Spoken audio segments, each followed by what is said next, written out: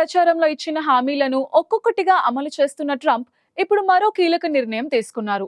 America మాజీ అధ్యక్షుడు John F Kennedy హత్యకు సంబంధించిన సీక్రెట్ డాక్యుమెంట్స్ ని పబ్లిక్ డొమైన్ లోకి రిలీజ్ చేశారు. US national archives and records administration website లో ఈ డాక్యుమెంట్స్ ని ప్రజల కోసం పోస్ట్ చేశారు. అయితే 1961లో అమెరికా అధ్యక్షుడిగా బాధ్యతలు చేపట్టిన తర్వాత కెనడీ హత్యకు గురయ్యారు. ఆ తర్వాత ఆ కేసుతో సంబంధం ఉన్న వ్యక్తులు వరుసగా మృతి చెందారు. దీనిపై విచారణ జరిపిన గత ప్రభుత్వాలు ఆ దర్యాప్తును సీక్రెట్ గానే ఉంచాయి. కానీ ట్రంప్ ఆ డాక్యుమెంట్స్ ని రిలీజ్ చేసి అందరికీ షాక్ ఇచ్చారు.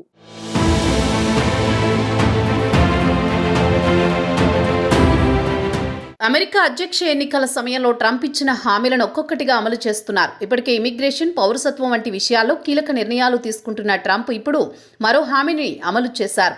అమెరికాలో అత్యంత పిన్న వయస్కుడైన అధ్యక్షుడిగా జాన్ ఎఫ్ కెనడీ రికార్డు సృష్టించారు. అయితే అధ్యక్ష బాధ్యతలు చేపట్టిన కొద్ది కాలానికే కెనడీ హత్యకు గురయ్యారు. అయితే మాజీ అధ్యక్షుడు కెనడీ ఎలా చనిపోయారు, హత్య వెనుక ఏం జరిగిందనేది ఇప్పటికీ రహస్యంగానే ఉంది. అయితే ఈ హత్యపై జరిగిన దర్యాప్తును గత ప్రభుత్వాలు సీక్రెట్ గానే ఉంచాయి. కానీ ట్రంప్ సర్కార్ మాత్రం ఆ రహస్యాన్ని బహిర్గతం చేసేందుకు చర్యలు ప్రారంభించింది. ట్రంప్ ఆదేశాల మేరకు కెనడీ హత్య కేసుకు సంబంధించిన సీక్రెట్ డాక్యుమెంట్లను ప్రభుత్వం బహిర్గతం చేసింది. ఈ డాక్యుమెంట్లను US national archives and records administration వెబ్సైట్లో పోస్ట్ చేశారు. దీంతో అమెరికా ప్రజలంతా ఇప్పుడు ఆ సీక్రెట్ డాక్యుమెంట్లను చదివే వీలుంది.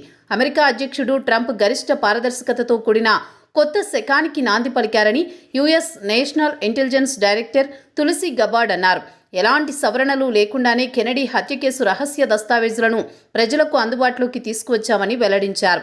మాజీ అధ్యక్షుడి మరణానికి సంబంధించి దాదాపు 80,000 కీలక దస్తావేజులను విడుదల చేయనున్నట్లు ట్రంప్ వెల్లడించారు. కెనడీ హత్యకు సంబంధించి ఇటీవల FBI దాదాపు 2,400 కొత్త రికార్డులను గుర్తించింది.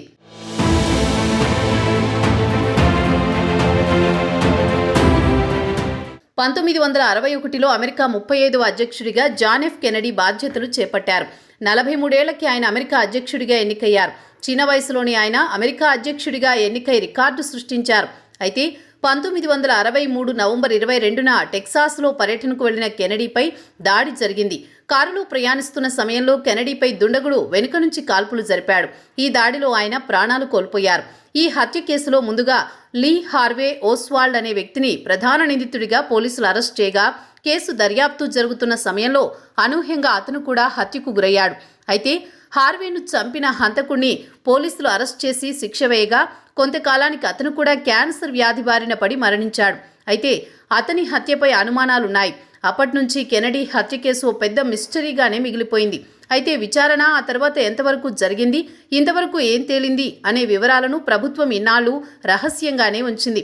కానీ ఇప్పుడు ట్రంప్ ఆ వివరాలను బహిర్గతం చేశారు.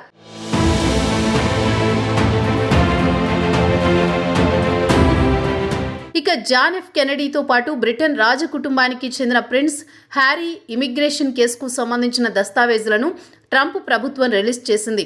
2020లో హ్యారీ వీసా దరఖాస్తు విషయంలో అవకతవకలు జరిగినట్లు ఆరోపణలు ఉన్నాయి. దీంతో యుఎస్ దర్యాప్తు చేపట్టింది.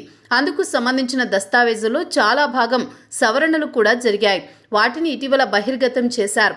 ఆయన గోప్యతకు రక్షణ కల్పించాలని బాధ్యత ఉందని, అందుకే దస్తావేజులను సవరించామని అధికారులు వెల్లడించారు.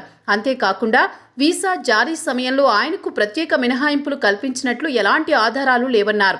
మొత్తంగా ఈ కేసుకు సంబంధించి 80 పేజీలను బహిర్గతం చేశారు. ఇందులో చాలా వరకు బ్లాక్ ఇంక్తో కవర్ చేసినవే ఉన్నాయి.